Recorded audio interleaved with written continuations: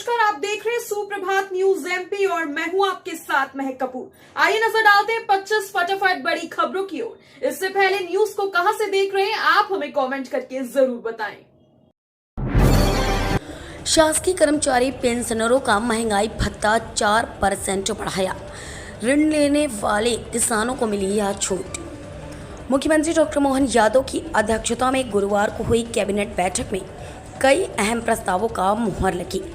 मंत्री कैलाश विजयवर्गीय ने कैबिनेट के निर्णयों की जानकारी देते हुए बताया कि सरकार ने किसानों को सहकारी साख संस्था से मिलने वाले लोन को भरने के समय को 1 महीने बढ़ा दिया है।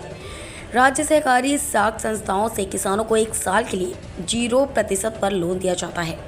इसके ओवर ड्यू होने पर किसानों के लोन लेने की दक्षता समाप्त हो जाती है। इसलिए सरकार ने लोन की राशि भरने में 1 महीना का इजाफा किया है। सीएम मोहन यादव का ऐलान, जवान के शहीद होने पर मिलने वाली राशि का 50% माता पिता को मिलेगा। मध्य प्रदेश के सीएम मोहन यादव ने बड़ा ऐलान किया है। उन्होंने कहा है कि हमें तय किया है कि प्रदेश के किसी भी जवान के शहीद होने पर दी जाने वाली राशि में 50% पत्नी और 50% माता पिता को दी जाएगी। सीएम मोहन यादव भोपाल में पुलिस बैंड के कार्यक्रम को संबोधित कर रहे थे। इस दौरान ही उन्होंने इसकी घोषणा की। उन्होंने कहा कि जवान के शहीद होने पर आर्थिक मदद के रूप में 1 करोड़ की राशि दी जाएगी। एमपी में 5 दिन होगी बहुत भारी बारिश। 22 राज्यों में मूसलाधार ला रहा है मानसून। इस सप्ताह मानसून पूरे रंग में नजर आने वाला है। आईएमडी यानी भारत मौसम विज्ञान विभाग की तरफ से जारी ताजा पूर्वानुमान से ऐसे संकेत मिल रहे हैं। विभाग का कहना है कि अगले 5 दिनों के दौरान राजस्थान, उत्तर प्रदेश समेत 15 से ज़्यादा राज्यों में भारी बारिश हो सकती है।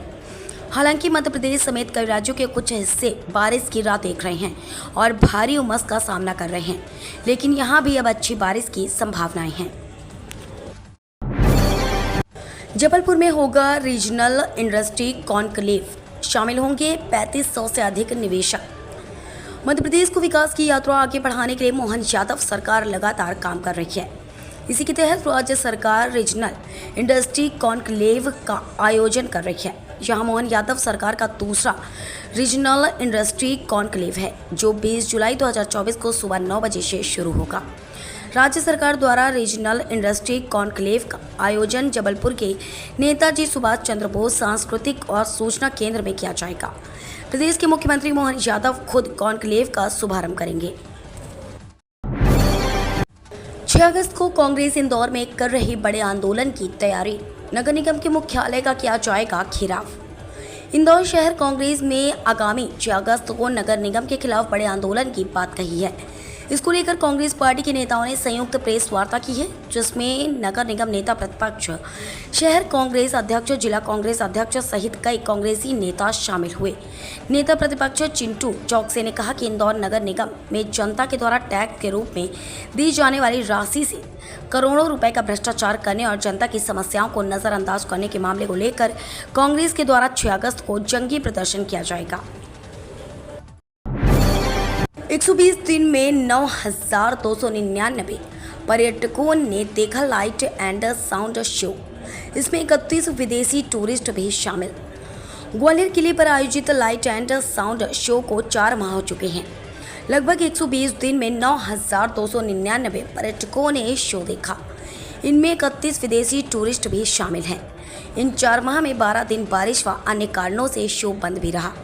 सबसे ज़्यादा पर्यटकों ने मार्च में शो देखा, जिनकी संख्या महज 15 दिन में 2,213 थी।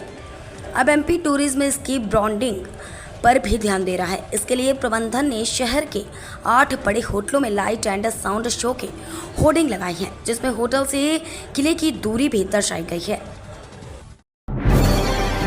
20 जुलाई से पाताल पानी की वादियों में चलेगी हेरिटेज ट्रेन। इंदौर में महू से पलात पानी के बीच बिछाई गई नई रेलवे लाइन पर ट्रायल रन हो चुका है। अब इस ट्रैक पर महू से हेरिटेज ट्रेन का संचालन होगा। इस ट्रेन में एक बार में 300 से ज़्यादा यात्री सफ़र कर सकेंगे। 2 साल से इस रूट पर ट्रेन का संचालन बंद था। सांसद शंकर लालवानी ने कहा कि पाताल पानी से कालाकुंड तक पर्यटक प्राकृतिक सौंदर्य का आनंद फिर से ले सकेंगे। 20 जुलाई को हेरिटेज ट्रेन को हरी झंडी दिखाई जाएगी। जियो के बाद एयरटेल ने पेश किए सस्ते unlimited 5G data plan. Airtel ने टैरिफ की कीमतें बढ़ाने के कुछ हफ्तों बाद ग्राहकों के लिए अनलिमिटेड 5G बूस्टर प्लान जारी किए हैं। नए अनलिमिटेड 5G बूस्टर प्लान को मौजूदा डेटा प्लान में ऐड किया जा सकता है ताकि यूजर्स को हाई स्पीड 5G इंटरनेट मिल सके। टैरिफ में बढ़ोतरी के साथ टेलीकॉम दिग्गज ने खुलासा किया था कि 5G उन प्लान के साथ ही उपलब्ध होगा जिसमें हर दिन कम से कम 2 GB डेटा होगा। हालांकि अभी इन नए प्लान्स के साथ आप 2 GB से कम डेटा वाले पैक पर भी 5G का मजा ले पाएंगे। बच्चों को भिक्षु देने पर होगी कार्यवाही। इंदौर में विदेशी छात्रों की वायरल वीडियो के बाद कलेक्टर आशीष सिंह ने बच्चों को भिक्षा देने पर कार्रवाई के आदेश जारी कर दिए हैं। कलेक्टर आशीष सिंह ने भिक्षावृत्ति बाल भिक्षावृत्ति की रोकथाम के संबंध में भारतीय नागरिक सुरक्षा अधिनियम 2023 की धारा 163 के तहत प्रतिबंधात्मक आदेश जारी किए हैं। जारी आदेश का उल्लंघन करने वाले व्यक्तियों के विरुद्ध वैधानिक कार्रवाई की जाएगी। उल्लंघन दंडनीय अपराध के श्रेणी में आएगा। होम लोन लेने वालों के लिए गुड न्यूज, ब्याज पर मिलेगी 5 लाख तक की तगड़ी छूट। केंद्र में पीएम मोदी की 3.0 शासन को करीब 1 महीने से ज़्यादा समय बीत चुका है। केंद्र सरकार के तीसरे कार्यकाल के पहले पूर्ण बजट की तैयारियां बहुत तेजी से चल रही हैं, जिसे लेकर हर किसी के चेहरे पर उम्मीदों की किरण चमक रही है। सभी की अपने लिए बड़े तोहफे की उम्मीद है जो सरकार कर भी सकती है। लगातार 7वीं बजट पेश करने वाली निर्मला सीतारमण कुछ चौंकाने वाले ऐलान कर सकती हैं, जिससे हर कोई मालामाल हो जाएगा।